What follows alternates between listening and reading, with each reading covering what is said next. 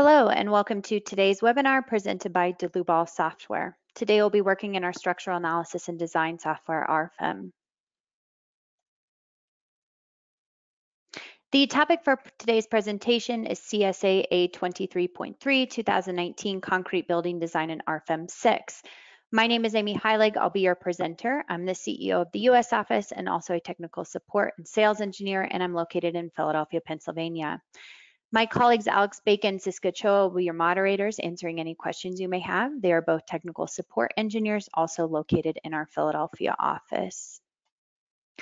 If the control panel does seem to get in your way when you logged into this GoToWebinar, feel free to show or hide that with the orange arrow up at the top. We always want to encourage everyone to ask questions throughout the presentation. You can do so within the same dialog box. If by chance we don't get to all your questions, we'll certainly send you a follow-up email afterwards.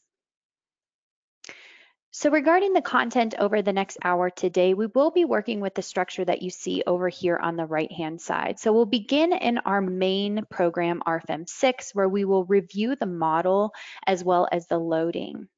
Then we'll move on to utilize the concrete design add-on for our member and surface reinforcement input data.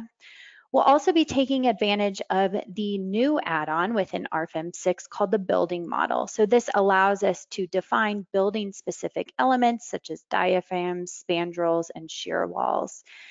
And finally, throughout the presentation, we will be running both the analysis and design and taking a look at the results in more detail.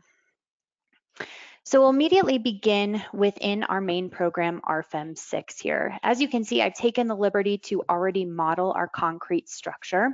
But if we visit our base data by right-clicking on the model name, when you begin a new file, you will give it a model name. The type of model will be in a 3D environment, for example, today. And under the second tab are our various add-ons. So RFEM is responsible for the full analysis of our structure. But if we wanted to take this a step further, and in particular today, to carry out the concrete design according to the CSA standard, then we would need to activate here that concrete design add-on.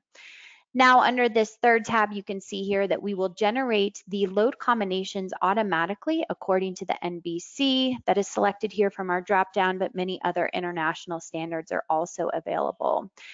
We also will be utilizing the 2020 standard.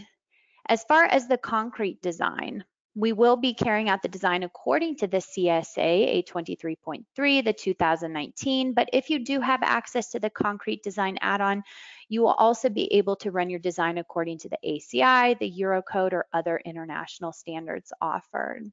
So once this information is input, we can go ahead and jump back into the main program RFEM here to review the model input data. And we'll begin with our materials. So over on the left-hand side, you can see that the concrete compressive strength that I'll be utilizing for all of our elements today will be 40 MPa. If I double click on this material, I wanted to point out that the material type is set to concrete. And when we do this, we have an additional tab here to specify the creep and shrinkage properties of the material as well. So this will come into play a little bit later on with the long-term deflection. Now for our example today, I'm going to leave these options turned off, but just keep this in mind for those specific concrete materials. I also have here defined the reinforcing steel material, 500R. This will come into play also later on as well with our reinforcement input data for our elements. So in addition to the materials, we also have our cross sections. You can see that I actually only have one cross section defined for our members, which are the columns kind of running up through the center here of our structure. And double clicking on these particular members, you can see that the member type is set to beam. So this would be any standard beam or column element. What also may be common with concrete design is the member type rib. So we can actually place a beam element below the depth of the slab here, integrate the internal forces to design this as a T-beam. Now, I won't be utilizing this type of member in today's example, but in the previously recorded webinar for ACI 318 design, I do go more into depth with the member type rib as well as the design, so you can refer to it there. For today, just using the standard beam type for our columns. We also have here the cross section and the material that are assigned to the member. You can see this is just a standard 300 millimeter by 300 millimeter with that same concrete compressive strength assigned as the material. As far as our surfaces, so we have two different thicknesses assigned to these surface elements. For our walls, they are all utilizing 150 millimeter thick definition type here. And then as far as our floor or our slab elements, these are going to be slightly thicker at 250 millimeters. With the modeling of our surfaces, you'll notice that all of these segments here for spandrels and shear walls are modeled as individual surface elements. This is a little bit better output when it comes to the building model that we'll visit later today in our example, but this is in contrast to modeling one continuous surface here and inputting in standard openings as you see up here in our toolbar. So again, just a little bit better behavior when we're talking about the building model add-on, but we are working in the next several weeks to optimize this so that the building model can also just handle standard surfaces with standard openings. But for example, today, again, just notice that all of these are individual surface elements that are modeled around the openings themselves. And finally, you will see down here at the bottom our supports defined. So just a standard pin type application here at the bottom of our 2D surfaces with a line support. So this pin support will be applied at every FE mesh element at the base of these walls. We also have a single nodal support here at the base of our column. So now that we have reviewed the general information here for our model, I want to get into the loading. So we'll go ahead and access here our load cases and combinations dialog box. As you can see under the base data, we have the same information that we defined here within the dialog box that we previously saw, where we're going to generate those load combinations automatically according to the NBC 2020. Now, when this checkbox is checked, we will generate those load combinations automatically. Now, alternatively, you certainly can uncheck this option here to manually generate the load combinations instead. Then we move on to the load cases. So for the example today, three very simple load cases. We have dead load with the self-weight active over here on the right, live load, and wind load. And you'll also see that the action category is defined for each one of these load cases based on the NBC standard. This tells the program how to combine these load cases in the load combinations and which load factors to also apply. Jumping now to the design situations tab, you can see here that two design situations are automatically generated based on the NBC, and design situations are always needed when we carry out the design within these additional add-ons. So because we've activated the concrete design, you'll notice that the design situations are both listed here for the concrete design and turned on. This will make more sense when we get into this actual add-on a little later on. A design situation is nothing more than grouping together the factor load combinations here according to the NBC standard for this first design situation, and we can review this data directly from the NBC standard with this info button. The unfactored load combinations are part of this second design situation. Again, we can reference the code here. All load combinations will be carried out according to a second order analysis. And finally, we jump to our load combinations tab here. You can see the individual load combinations listed out, and our factor load combinations in red belong to that first design situation, and our unfactored load combinations here belong to the second serviceability design situation. Now, before we move back to the RFEM model, I want to quickly explain how we can take into consideration the I-crack factor requirements from the CSA standard, and in particular from clause 10.14.1.2. This is a requirement from the standard, as mentioned, that we apply this crack factor to the stiffness of our elements within our concrete model. The problem is that when we draw this model, this is not automatically taken into consideration. So rather, we need to give that definition type here directly under the load cases and combinations. So we'll begin back here under the load cases where we have the structure modification checkbox. What I'm going to do is to create a new definition type here for both our members and our surfaces. Now we get 2 additional tabs up here at the top. So you'll notice under the member modification, I want to create a new definition type here. And we have an additional drop-down box where we can directly select the CSA A23.3. And with this, we're going to refer directly to table 10.14.1.2. And we have 2 different component types, columns and beams. Well, for today's example, we only have columns available in the model. So the I crack factor directly from the CSA standard, as you can see here for bending stiffness, will be applied to those members. So once we create the definition type, I do need to graphically select the members here that I would like to apply these to. So I'm just going to choose the 4 column elements here, and you can see the numbers 1 through 4 are now populated within this table. We do the exact same thing with our surfaces tab. I use my drop-down box here to create a new stiffness modification. I utilize my drop-down box here to yet again select the CSA standard. And under the component types, we have 3 different options, and we'll begin with the walls uncracked. So we have the relevant I crack factor that will be applied to our 2D surfaces for our wall elements in bending and torsion. I click OK, and now I need to graphically select the wall elements.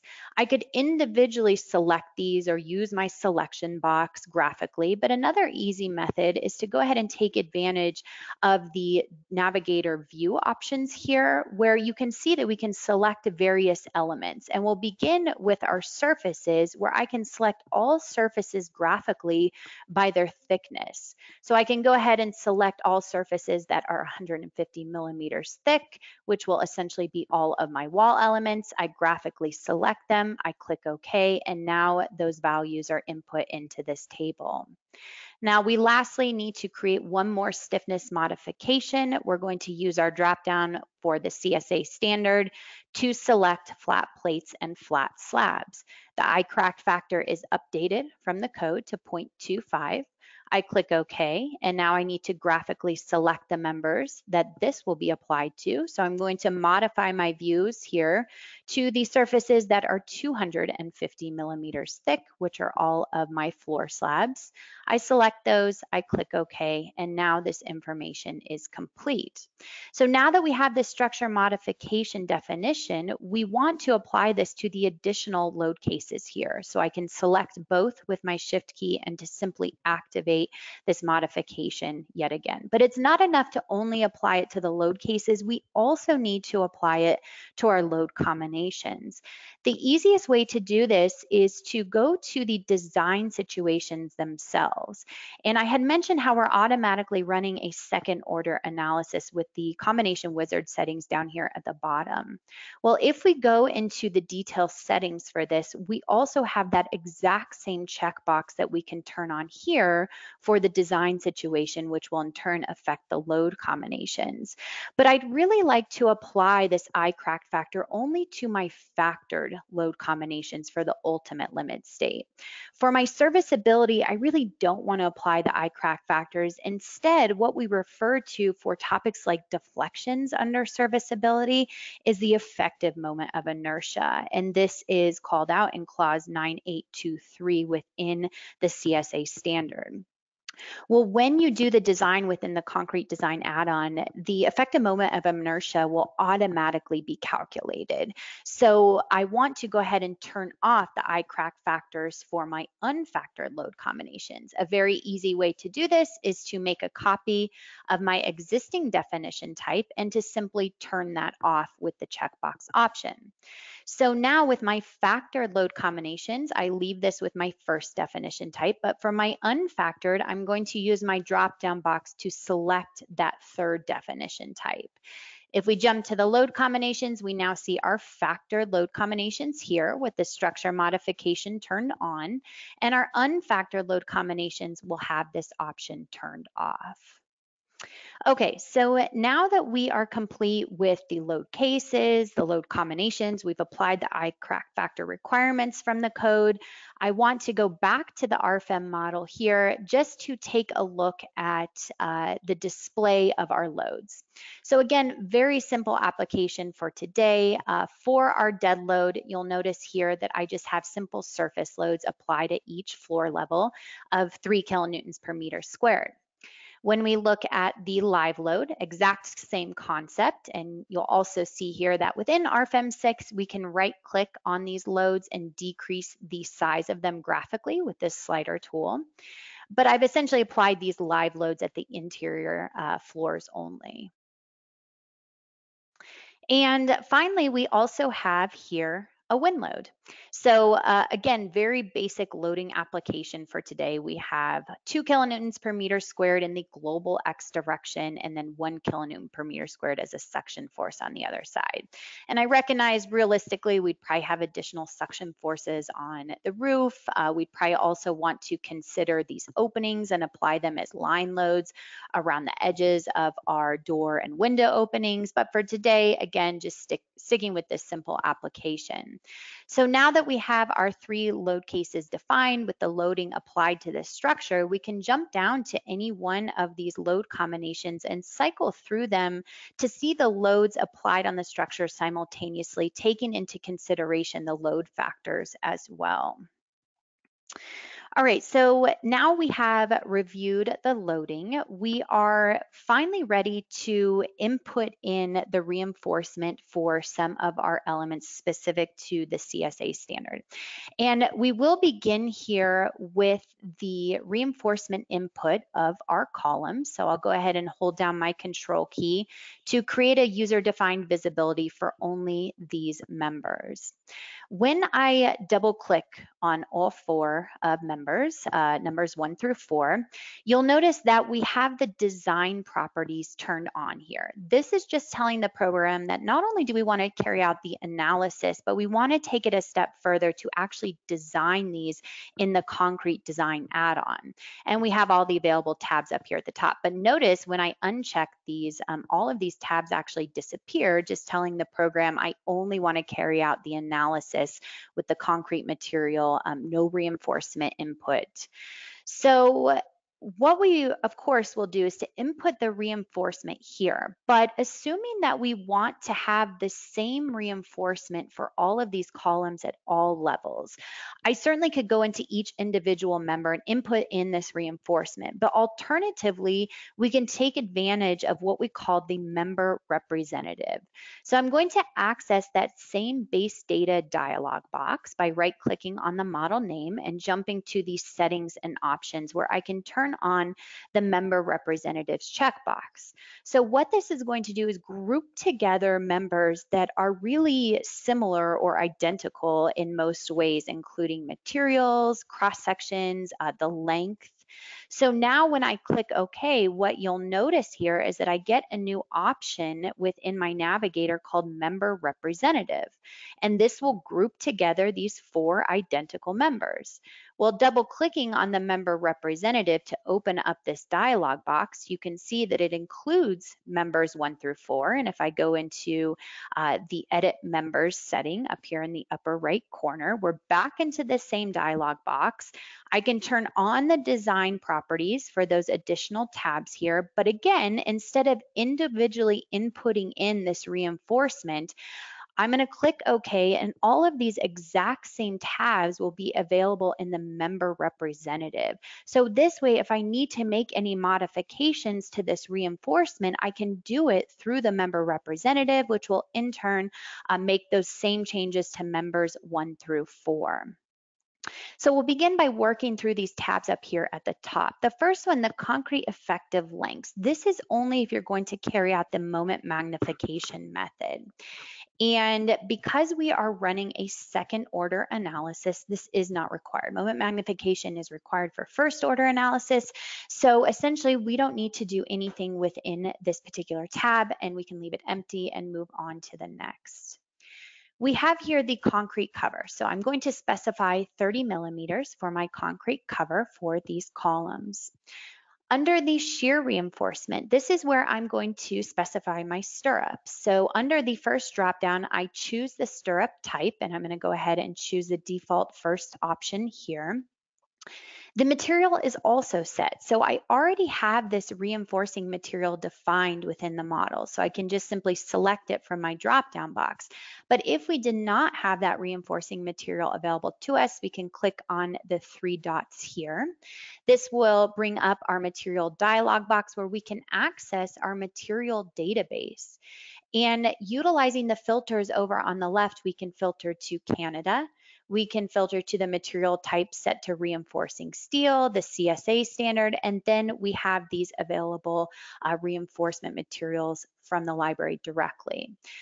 If we choose one of these reinforcement materials and we want to make some modifications, we can always choose the user-defined material option checkbox that will allow us to make modifications for a user-defined material. For today, again, we already have this 500R defined for my reinforcing steel, so we'll go ahead and utilize that. Now I want to select within this drop-down box the bar diameter. So we'll go ahead and select the number 10s here that are available with this first option. I specify the stirrup spacing such as 0.3 meters, and the number of bars will be set to 10. Now notice that the graphical display down here at the bottom will go ahead and update as I input in this information. Now you do not have to set the same uniform spacing and type of rebar across the entire member length. It might be very common for beams, for example, to have maybe more shear reinforcement at the member ends versus the middle. Well, we can simply create new definition types with this button here, and then we can specify exactly the start and the end of the shear reinforcement definition. But for today, for our column, leaving this as uniform spacing with those number 10 bars. Moving on to longitudinal reinforcement. So you can see by default, the program has set this to symmetrical, which might be more common for a beam. For a column, we want to choose the drop-down option, uniformly surrounding. Again, that 500R material will be selected here. We have a couple checkboxes to place the longitudinal reinforcement in the corners. This is really more applicable for T-beams. You can see that the reinforcement is already placed in the corners, so nothing to do with both of these checkboxes. We specify the number of bars, 4, and then we will also set the bar size within our drop-down. We're going to use those number 20 bars here as well. We can additionally specify the development length at the member start and the member end. I'm not going to do that for today, but this is something you can take advantage of, which we will check development lengths within the concrete design results as well. So now we have finished the reinforcement input. We jump now to the design configurations tab. And we have here 2 configurations. The first is the ultimate. So we go ahead and take a look at the default settings here. This is going to be information that is specific to the ultimate limit state design for our members. So you can see here all of the various options that we can turn on or off, or maybe we want to change values, or we want to choose a different method, whatever it may be. But also all of the code references for the most part are listed out here, so you'll easily be able to refer to the code to understand which setting belongs to which requirement here. We can also create additional configuration settings for different members. So currently we only have 1 definition type, but we can create a second definition type and assign it to different members and surfaces and so on. Same concept for serviceability. If we look at the detail settings here for the default for the SLS design, we're going to see information specific to serviceability, such as the crack control according to clause 10.6.1. We also will check deflections of the members. So you can see here the limiting deflection ratio for members that are supported at both ends versus a cantilever member. We also have here the calculation of time-dependent deflections. So the default option here is to refer to clause 9825, where we input in the duration of the load. And what this will simply do is to apply a deflection multiplier for the sustained loads to the instantaneous deflection. Well, this is certainly a very simple application here. Alternatively, if we want to take into consideration creep and shrinkage from those material properties that I mentioned at the beginning of this example, this is going to be certainly a more theoretical and exact approach for creep and shrinkage. For this, we're going to take the approach from the ACI 435 as well as the same approach that's followed within the Eurocode, as there really is no specific requirements from the CSA on this topic. Now for today, we'll just leave this as the simplified time-dependent factor here. So these are the various settings then with the serviceability and ultimate configuration settings that we'll utilize within that concrete design add-on. And finally, we have here the design supports and deflection. So when I don't do anything within this particular tab, the program is going to assume that this member is supported at the member start and the member end at exactly these points shown here. If we have a cantilever, then we certainly want to define a support at either the member start or the member end. But also specific to concrete, even if you do have a beam member, for example, that is supported at both ends, it's recommended here to create a new design support type. And the reason why is you'll see here the option for a concrete type support. Here we can specify the support width. And what this will do is to refer to the CSA clause 1132 that allows us, when we're talking about shear checks, to take the shear force at distance D away from the support edge. So the only way to take that into consideration then is to apply these design supports, and then we can take that, again, that shear force into consideration within the concrete design add-on. So maybe not so applicable here with our columns. We'll just go ahead and leave this as default, where all forces are taken directly at the member ends. So now that this information is input within our member representative, what you would typically see is the reinforcement shown here graphically. And I'll turn this into wireframe view. You can see here the longitudinal and the shear reinforcement shown. Okay, so now that we have the reinforcement for our concrete members, let us go ahead and cancel out this visibility, and let us move on to the reinforcement of our slab. So I will begin with the slab that's shown here at the first floor, and we go ahead and double click on this element. You'll notice that we have the exact same checkbox available here for our 2D surface elements. This is telling the program yet again, not only to carry out the analysis, but also to perform the design within the concrete design add-on. So we will move through these tabs. We will start with the concrete cover, where we're going to increase the cover distance here to 40 millimeters at the slab top and the bottom.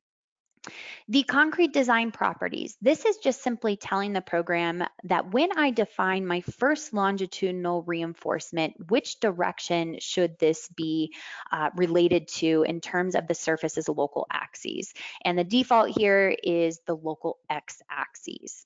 So once I get into the surface reinforcement here, what we can do is to create a new definition type.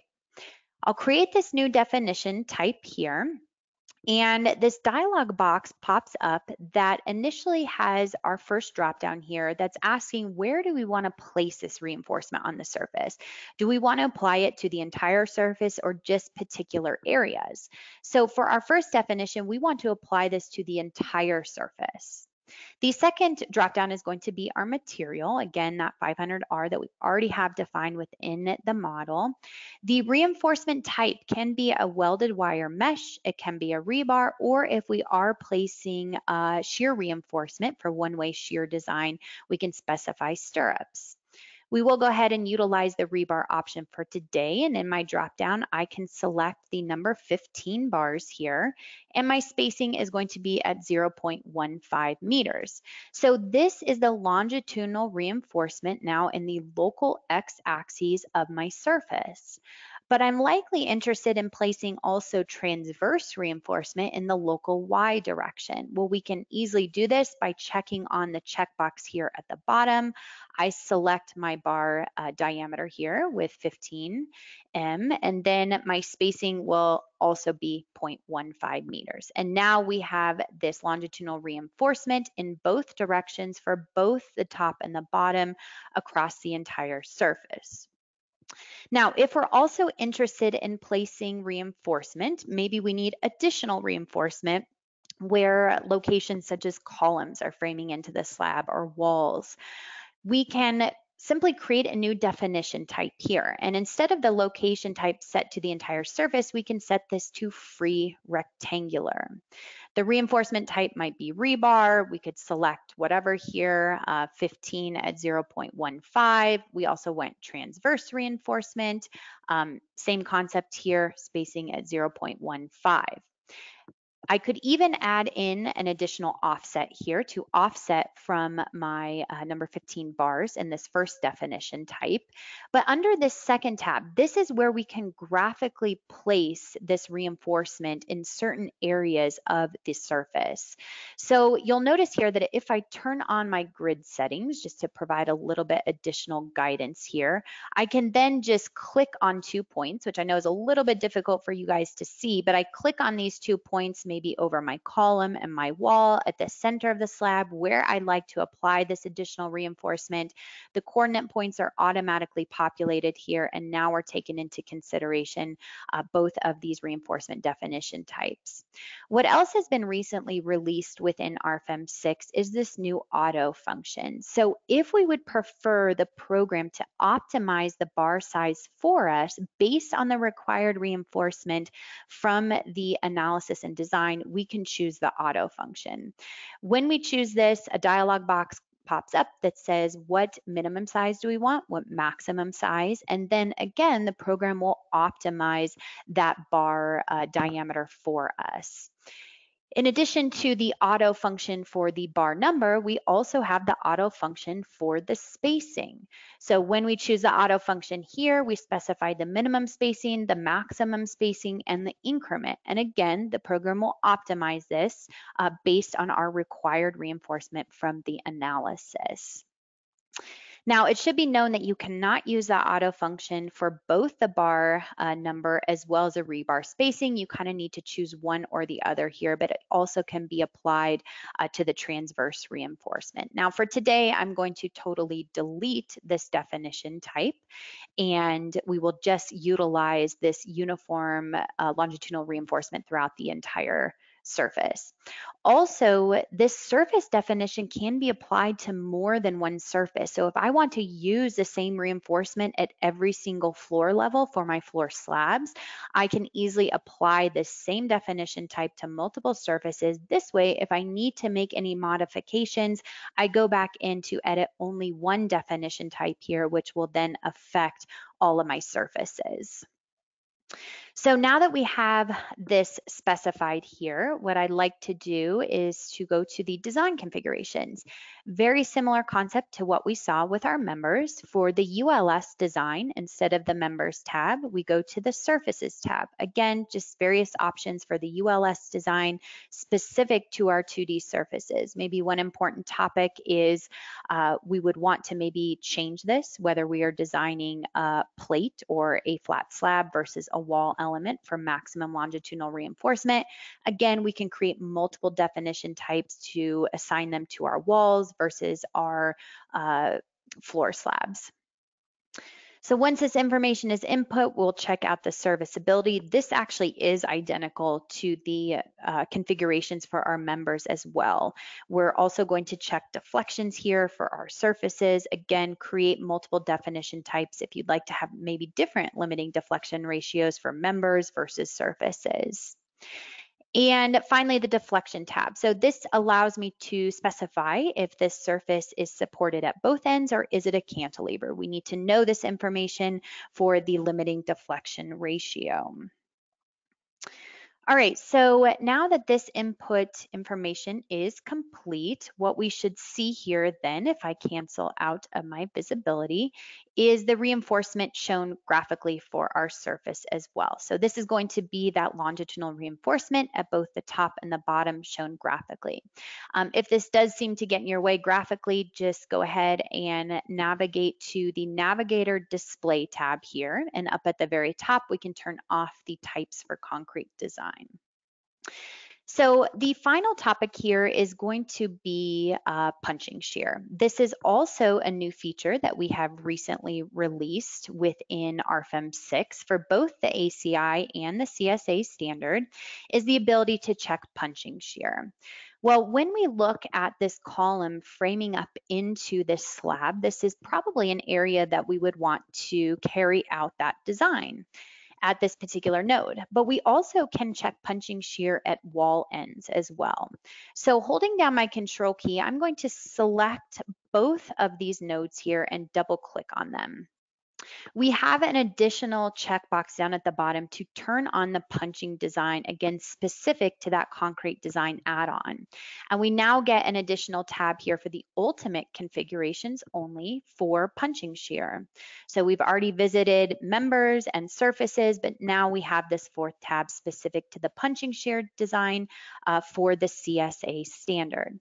Now, it should be known that currently the punching shear is carried out with no reinforcement considered. We do plan to add in the near future the ability to specify the additional shear reinforcement for two-way shear design or punching shear design, but currently all checks are carried out with the unreinforced section. So now that we have specified here this additional checkbox for these two particular nodes, we are ready to visit the concrete design add-on input data within the table here. So canceling out of this visibility mode, let us choose the concrete design here within our drop-down box. And this is only available because, again, I've activated that concrete design back in the base data. Well, under the design situations here, remember I said design situations are always needed to carry out the design within these add-ons, and here they are listed again. So we have our ultimate limit state design situation that we want to tell the program to go ahead and carry out the ultimate limit state type for all of my elements that I plan to design. We also have our serviceability or unfactored load combinations here with this second design situation type, and we want to modify this here to the serviceability limit state. Now you'll also notice within this dropdown we do have the earthquake limit state. So currently we can carry out the reinforcement detailing requirements for seismic according to the CSA standard. So keep that into consideration that it is the detailing only checks right now. Now we continue to move forward with development to do additional seismic checks in the future. If you are interested though for the reinforcement detailing for seismic, you would just simply go back to our load cases and combinations. You can make a copy of our ultimate limit state design situation. We would have a third line here where we can now relate that to the earthquake limit state type. And we also have here the objects to design. Now, by default, the program automatically selects all objects, but you can see that we get some red values over here. And this is just simply because we have not defined reinforcement. So there's no way to carry out the actual design of those elements. Rather, I want to graphically select here the elements that I would like to design where I've already input in the reinforcement. This includes our 4 members for our columns, and I click OK. We also can design the member representative. Now we only have one within the program here, and we might be wondering what's the point of defining here or designing the member representatives versus the individual members. If you want more of an envelope solution of the design considering all 4 of these members, you can design the member representative. The surface, we only have one surface that we have input in reinforcement, number 79. And for our punching shear, we only have 2 particular nodes here that we have also specified to carry out the punching shear design. So now that we have input in all of this information, we're ready to run our calculation. And I do so directly within the table options. And you can see that the program will now cycle through all of my load combinations here for the analysis portion, taken into topics like the I crack factor. You'll also see here that we rerun the serviceability load combinations, and this all just relates to that effective moment of inertia that we need to recalculate to determine the deflection checks within the concrete design specifically. And finally, we carry out all of the additional ULS and SLS requirements to give us the design check ratios for all of these elements we have considered. Now, before I get into the concrete design, let us back up a step just to view the static analysis that's available within our Navigator results option. So nothing to do with design right now, but you can see here that we're currently looking at the global deformations, and I can cycle through these different load combinations to see the deformation of the structure. But we're also likely interested in topics like the member internal forces. Now, currently, I only have one set of members here for my columns, but we can view the internal forces graphically, such as the axial forces or the shear forces, bending moments. And all of this information is also available in table format as well. If we go to results by member, we can view that information rather than just graphically, but also table format. It's also important to look at the surfaces. So what I want to do here is maybe we'll create a user-defined visibility for only that particular surface that we're designing.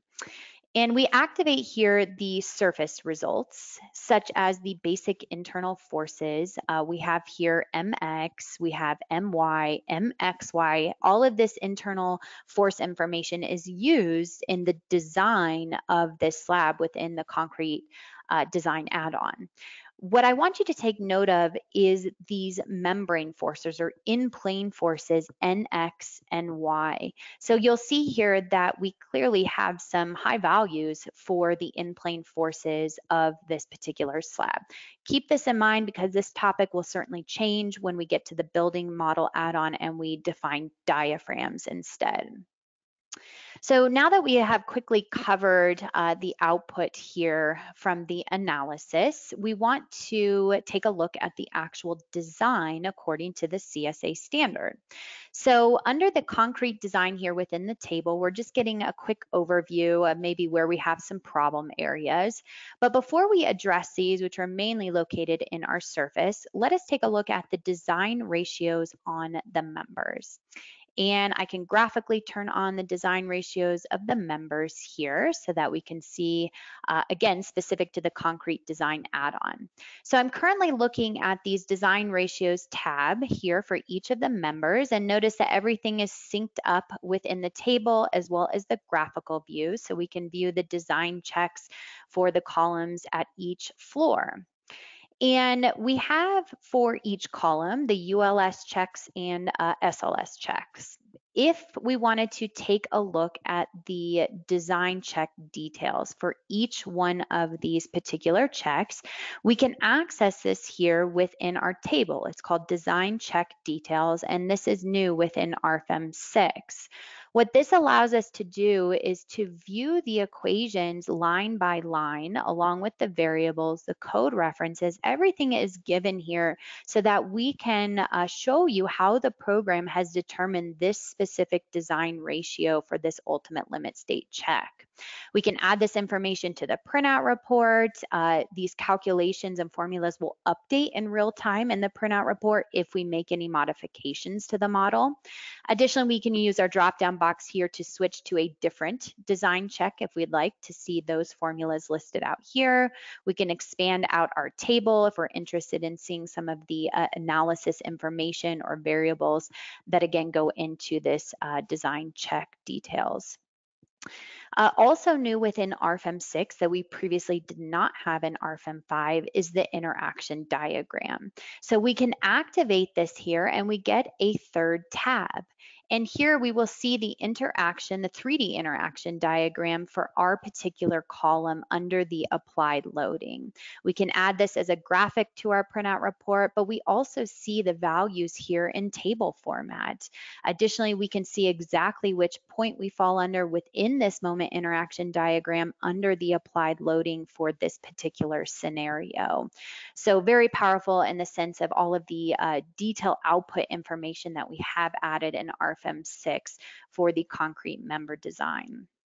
So in addition to the design of the members, we also have here the design ratios on the nodes for our punching shear. So we'll go ahead and turn on the graphical display of this. Maybe we turn off the members, and we can view here in a bit more detail in table format as well as graphically the punching shear. So as mentioned, this is always considering, at least at this point in time, the slab is unreinforced for additional shear reinforcement, but this allows us just to view, okay, is the slab adequate without that shear reinforcement, or do we need to additionally take that into consideration? Looks like we're a little bit overstressed here with the shear design check for punching shear at this particular wall end. And finally, we want to take a look at the design ratios of the surface. So we see this in table format here, and I'll go ahead and turn on the design ratios of the surfaces graphically. Well, a lot of these checks appear to be okay, but we certainly have some issues, especially when we're talking about shear checks at maybe where the column is framing in to the surface. So very high design check ratio here, over 3.0. Well, the slight problem here is that, remember, we have this column framing into the beam here, and it's framing into this slab at this single FE mesh point here, this node shown graphically. And we know in reality we're going to get better load distribution than what we can show in an FEA program where all loads are coming in at this single mesh point. So this is called a singularity, and this is not unique to RFEM, but all FEA programs deal with singularity. So the question is, what tools do we have in the program to deal with singularities, especially with the concrete design, so that we're not over designing this structure, because in reality, again, we know we're going to get better load distribution. So let us go back to the basic model here, and I'll go ahead and create a user-defined visibility with only this surface. To address singularities, the first thing that we want to do is to double click on this node and to add in what we call a mesh refinement. So currently within the global model, we have a mesh setting of 0.5 meters. Well, a nodal mesh refinement here will allow me to create a new definition type where I can specify, for example, the radius of 1.5 meters, and to refine that FE mesh at 0.1 meters at the interior, and we'll transition to 0.3 meters at the exterior. So once we have this definition type set, we do need to clear out our results. We click OK, and now we see this additional symbol shown here graphically for that FE mesh refinement. So after we have set the FE mesh refinement, there's also an additional element that we want to add here. And this is found under the Navigator Special Objects folder. We see Surface Result Adjustments. So we can right click to create a new definition type. And what this will allow us to do is to actually average out the forces over a set area. So that way we can kind of smooth out those high peak forces. We will specify this one as a rectangular shape with the dimensions set at 0.8 meters by 0.8 meters. I can graphically select this node here right where the column is framing into the slab. And I also want to select the surface that I would like to average out these internal forces. So surface number 79. Now, a very common question is, well, what size do I set this average region or this surface result adjustment to? This is really up to the engineer's discretion. If you set this to something too large, then maybe we're not accurately capturing high internal forces here that really will occur. If you set it to something too small, then maybe we're over designing because we know in reality we're getting better load distribution. So for today's example, just a completely arbitrary value here of 0.8 by 0.8 meters. When we click OK, what we see here now is a graphical symbol as well for that surface result adjustment. Well, what's nice is that if I hold down my control key to select both the surface result adjustment as well as the FE mesh refinement, I hold down my control key once again, we can drag and drop this and place it at different areas along this same slab where maybe a singularity is an issue. So at the wall ends, for example, or reentrant corners, or where we have openings like this with, again, sharp corners, these all may be singularity issues within the program that we can apply these two additional elements to help address the singularity. So once we have applied the surface result adjustment, the FE mesh refinement, we're going to rerun the calculation here within the concrete design add-on. So because we made modifications to the mesh directly within the RFEM model, we do have to rerun all of the load combinations because inevitably we're going to get slightly different load distribution when we make modifications to those mesh settings. We'll also, yet again, cycle back through the serviceability load combinations here for that effective moment of inertia and deflections. And finally, we'll apply the code equations from the CSA standard.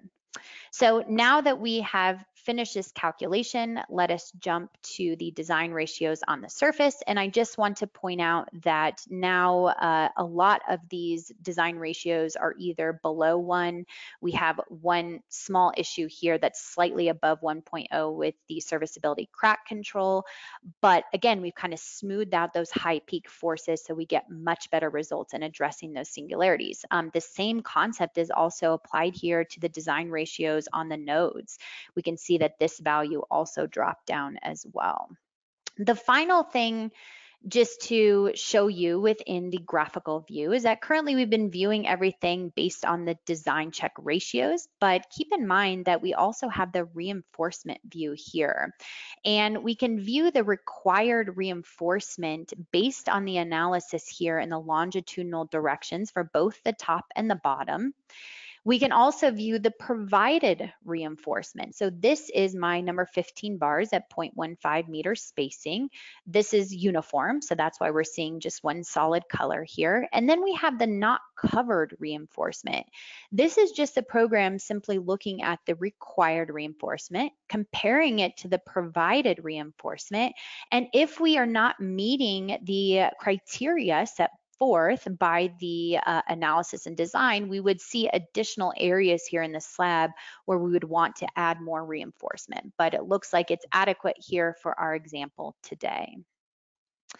Okay, so now that we have a general understanding here of the concrete design add-on, I am going to jump to an already saved model where we can touch on the building model. So I'm going to revisit the base data here. And by the way, this structure in the background is the exact same model that we have just been working with. The only change that I made here under the add-ons is I have now activated the building model.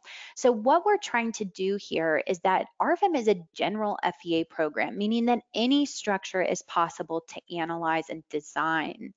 We want to implement more building specific features into this general FEA program for, again, those building specific projects.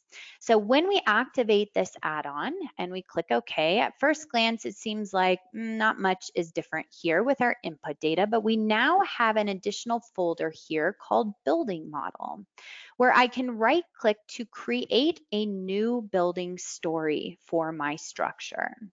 Now, by default, this first story is created, but I do need to modify what's the bottom of the story versus what's the top of the story. And I can do so by simply clicking on these 2 points here at the base of the structure, and we can see that the height is modified here to 3 meters. Additionally, we'll see all of the input information specific to this story that we have just defined based on all of the elements that are tied to it, including the walls, the floor slab, members, and whatever else it may be. We also have the floor modeling drop-down option here to define a diaphragm. Now, if I leave this as empty, we're simply going to continue utilizing the concrete surfaces that we already have modeled within our structure. Alternatively, we have the load transfer only, so you can think of this as a flexible diaphragm where we are going to distribute the loads based on the tributary area of all elements that lie within this story. And then finally, we have the rigid diaphragm, and that's what we're going to utilize for today. Essentially, we are going to consider each one of these floor slabs with a infinitely high stiffness in the in-plane direction, and we actually extract out each one of these floor slabs to run a separate calculation with the bending moments only. So I want to continue defining these additional stories, and I can do so with this button here in the lower left-hand corner. And the program assumes that I have the same story height at each level, but of course we can make modifications to that if we need to. When I click OK, what you will notice now is that each of these stories is now shown graphically with the dimensions and the labels shown here. You'll also see, if I go into wireframe view, a very different view of each one of these floor slabs. And we notice all of these red lines shown to us here. Well, these red lines are just representing graphically that rigid diaphragm. Essentially, we are going to tie together every single FE mesh point at this elevation with that rigid diaphragm constraint conditions. Additionally, if we take a look at that concrete surface that we've defined at this level and we double click on it, the program has automatically modified the stiffness type here to a floor slab rigid diaphragm. Now we can still carry out the design according to the concrete design add-on with the checkboxes shown here. Everything is fully linked there, but you should take notice here that the stiffness type is no longer standard, but now it's of the type rigid diaphragm. If these rigid links seem to somewhat get in your way graphically, you can always turn them off with the second tab here in our navigator, where we can turn off the rigid links under the special objects. Additionally, you'll notice a couple balls here shown in the center of these floor elements. The first is just going to be the center of mass, but also the smaller one here, if we double click, this is going to show us our floor set. With the floor set, this is going to include all of the connected surfaces, including all of those shear walls, the connected members. It will show us information specific to that particular story. So once I have defined the stories, I'm going to go back to the navigator here to define shear walls. So I'm going to turn this into a rendered view. And with the shear wall definition, I right-click to create a new shear wall type. I will immediately select here a set of shear walls. So we'll choose these ones just arbitrarily over on the left-hand side. So 4 shear walls in the vertical direction. You can see those surfaces are generated here. What the program will do in my output is to create what we call a result beam. It's going to simplify the internal forces for these 2D surfaces and represent it as a member element. So this will make a little bit more sense once we get into the result output here from our building model add-on. But now that I have created this first set of shear walls, notice these are shown here, the cross section, I'm going to create a second set as well. And the shear wall definition does not necessarily need to be in a single plane. So for example, notice that I'm choosing the shear walls at the corner of my structure here that have a 90-degree bend in them. So I choose all 8 of these segments, I click OK, and now you'll see here the shear wall is actually represented by these 2 segments at a 90-degree angle. Now we can take the result beam from this first set of shear walls and actually design the reinforcement in the concrete design add-on as a typical member. And I will show you that shortly with the spandrels. But for the shear walls here that are at a 90-degree angle, it's not quite ready in development that we can also design the reinforcement. We can only consider one single plane right now, but this is still going to be helpful in the analysis output in just a minute. So once this information is input for our shear walls, we want to do the exact same thing for our spandrels. And actually what you'll notice is that I've already taken the liberty here to define a couple of those spandrel definitions. We'll start here with the first spandrel at the front of the structure. It's located above this larger opening. I also created a second spandrel definition by simply selecting these two surfaces here over the larger opening. But notice that I selected two surfaces here. So if you have a spandrel that spans over a particular story or floor slab, that's no problem. Ultimately, similar to the shear walls, we're going to create that result beam to represent this 2D surface as a single 1D member. So just a simple example here for our spandrel definition. So now that we have this information defined here within the model, I'm just going to quickly run one of the load combinations, such as load combination number 4. So we'll go ahead and start the calculation for this. Notice that the program will actually create a few calculations here because we need to extract out that rigid diaphragm for the separate analysis, separate from the lateral system here. So now that the calculation here is complete, let us turn into a wireframe view. The very first thing I want you to notice with the building model add-on is this first option up at the top. So we have 3 options now. We can view the main option, which is essentially going to be currently the deformations for all of our wall elements and member elements, anything that is not a part of that rigid diaphragm. So we can more or less think of this as the lateral system. We also can toggle here to the floors only. So now we can see the results for only these 2D rigid diaphragm surfaces. And finally, we have the combination here for all elements considered together. So jumping to the floor elements only, not looking at the global deformations, but rather turning on the surface internal forces.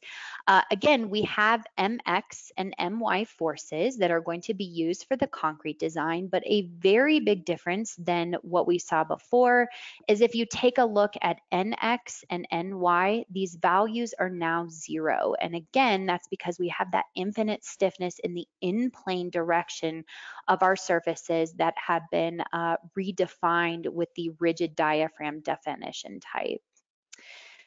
Jumping now to the additional elements here other than our floor slabs, I wanted to point out the member internal forces here. And I want to show you what we call the result beams. So we'll go ahead and activate here under our members. The members by type only are result beams. Let me go ahead and turn those on here. So what you will see with the result beam view is, again, the program is summing up the internal forces for these 2D surfaces and representing it as a single 1D member element.